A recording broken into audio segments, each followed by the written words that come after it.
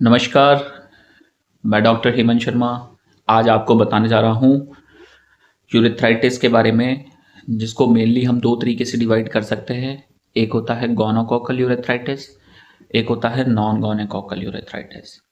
और इसमें भी मैं आपको बताऊँगा रिकरेंट यूरेथ्राइटिस, मतलब एक बार यूरेथ्रा में सूजन आ गया, उसके बाद बार-बार सूजन आ रहा है और इन्फेक्शन बढ़े जा रहा है, होता जा रहा है, आपका इन्फेक्शन कंट्रोल नहीं हो रहा है। तो गोनोकोकल यूरेथ्राइटिस किसे कहते हैं, नॉन गोनोकोकल किसे कहते हैं। तो गोनोकोकल यूरेथ्राइटिस वो होता है जिसके अंदर जो इन्फेक्शन है वो निजेरिया गोनोराई से हो रहा हो, गोनोकोकल यूरेथ्राइटिस। और नॉन गोनोकोकल यूरेथ्राइटिस वो है जैसे कि chlamydia infection, mycoplasma infection, herpes, adenovirus, fungi, bacterial, fungal, viral infection के कारण हो रहा है। तो इन दोनों का ट्रीटमेंट थोड़ा डिफरेंट रहेगा, इनको समझना बहुत ज़रूरी है। दोनों इन्फेक्शंस कैसे हो सकते हैं, मेनली एसटीडी से हो सकते हैं, सेक्सुअली ट्रांसमिटेड डिजीज़। अगर आपने कोई प्रोटेक्शन यूज़ नहीं किया है, कोई इन्फेक्टेड पार्टनर से रिलेशनशिप बनाया है, तो आपको ये यूरेथ्राइटिस होता है। कुछ केसेस में ऐसा भी थ्योरी माना गया है कि आप स्टेराइल नहीं है या फिर कोई प्रोसीजर हुआ है, जैसे सिस्टोस्कोपी हुआ है, किसी तरह का कैथेटराइजेशन हुआ है, तो भी यूरेथ्राइटिस का चांस बनता है। हाइजीन प्रॉपर मेंटेन नहीं कर पा रहे हैं तो भी यूरेथ्राइटिस का चांस बनता है। अब यूरेथ्राइटिस से तकलीफ क्या है, ये हो गया, हम ट्रीटमेंट नहीं ले रहे हैं। कुछ केसेस में पस डिस्चार्ज जैसा आने लगता है, जैसे कि गोनोरिया में पस जैसा वाइट वाइट येलो सा फ्लूइड आपको पिनाइल से बाहर आ रहा है, तो ये यूरेथ्राइटिस का इंडिकेशन है।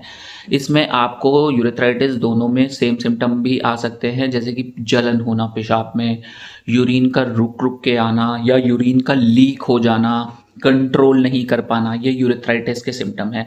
क्या यूरेथ्राइटिस को ट्रीट करना ज़रूरी है? यस, इसे बहुत ज़रूरी है ट्रीट करना। इसको जांच कैसे करें?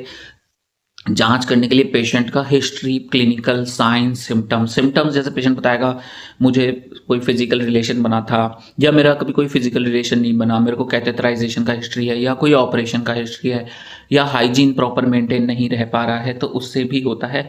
पर मोस्टली ये एसटीडीज के कारण भी होता है, सेक्सुअली ट्रांसमिटेड डिजीज़, या फिर किसी को एनलार्ज प्रोस्टेट हो गया, प्रोस्टाइटिस है, उसके कारण भी यूरेथ्राइटिस हो जाता है। जो फीमेल यूरेथ्रा है वो 5 सेंटीमीटर तक रहता है साइज में, मेल यूरेथ्रा अराउंड 20 सेंटीमीटर होता है। फीमेल को जल्दी कॉम्प्लिकेशन होता है और बहुत जल्दी फीमेल में यूरेथ्राइटिस इन्फेक्शन होता है एज कम्पेयर टू मेल, क्योंकि मेल का यूरेथ्रा बड़ा है, तो मेल को सिम्टम्स आने में कई बार टाइम लगता है। कुछ केसेस में ये पैरासिटिक इन्फेक्शन भी होता है, जैसे ट्राइकोमोनास वेजिनालिस। उस केस में कुछ केसेस में फंगल इन्फेक्शन जैसे कैंडिडा हम बोलेंगे तो एंटी फंगल से ट्रीट करेंगे। इसको डायग्नोज कैसे करें, जैसे यूरिन कल्चर से आप डायग्नोज कर सकते हो या पस जो आ रहा है उसका स्वैब ले सकते हो, ठीक है, तो उसमें भी होता है ये। तो ये सारी चीज़ें आपको रूल आउट करनी है। एचआईवी के टेस्ट, हर्पीस के टेस्ट, हेपेटाइटिस बी सी, ये भी रूल आउट किया जाता है। इनके साथ अगर आपको कोई अनप्रोटेक्टेड इंटरकोर्स हुआ है, वेट बहुत रैपिडली नीचे जा रहा है, तो वो सारे मार्कर्स भी आपको देखने पड़ेंगे। फंगल के लिए भी आप कल्चर करा सकते हैं, पैरासाइट का भी कल्चर करा सकते हैं, तो ये सारी चीज़ें रहेंगी। डायग्नोसिस हो गया, उसके अलावा यूरिन रूटीन है, यूरिन कल्चर है, यूएसजी होल एब्डोमेन करके देख सकते हैं, प्री वॉइड पोस्ट वॉइड, कहीं यूरिन रुक तो नहीं रहा, ठीक है, ये चीज़ें देखनी है हमें।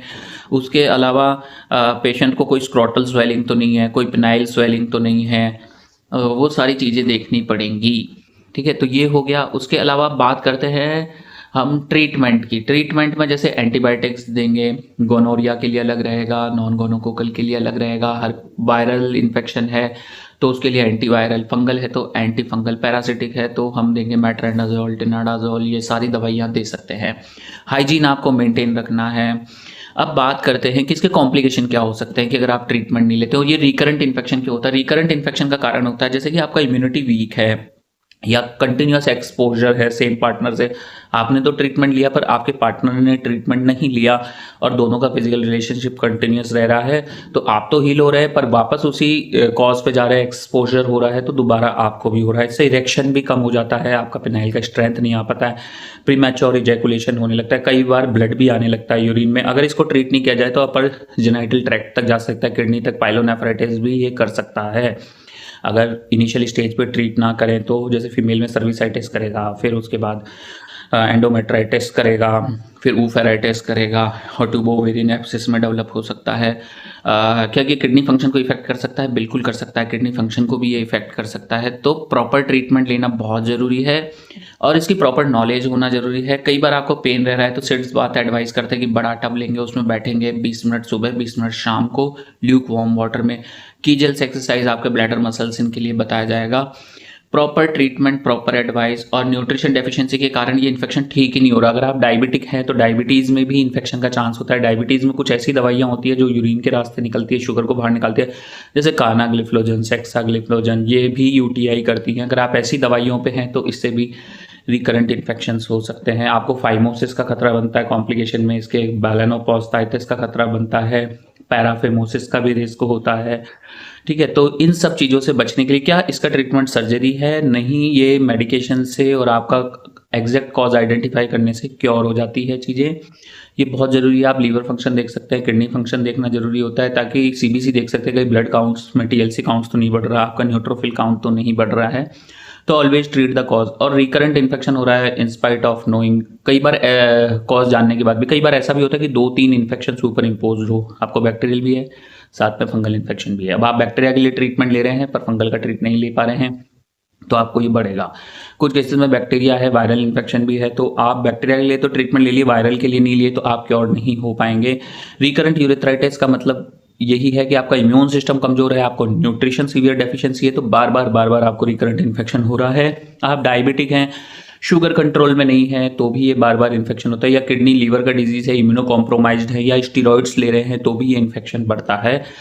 तो इसको ट्रीट किया जा सकता है, इसको क्योर किया जा सकता है। इसमें हाइपोटोनिक और हाइपरटोनिक दोनों न्यूरोजेनिक ब्लैडर भी आपका हो सकता है। लॉन्ग टर्म ट्रीटमेंट नहीं लेंगे तो परमानेंट डैमेज भी हो सकता है। तो इसको ट्रीट किया जा सकता है, इसको क्योर किया जा सकता है। अगर आपको भी यूरेथ्राइटिस जैसे सिम्टम्स हैं या ऐसी तकलीफ है, बार बार पेशाब जाना पड़ता है, यूरिन कंट्रोल नहीं होता है, यूरिन लीक हो जाता है खांसने छींकने पे, या फ्रीक्वेंसी बढ़ गया है, रात को बार बार उठना पड़ रहा है, पेशाब में जलन होता है, बैठा भी नहीं जा रहा है आपसे, ऐसी आपको भी तकलीफ है तो व्हाट्सअप नंबर मेरा इस वीडियो के डिस्क्रिप्शन में है। कृपया डायरेक्ट कॉल ना करें, व्हाट्सअप पे जाएं, मैसेज करें और अपना अपॉइंटमेंट बुक करें।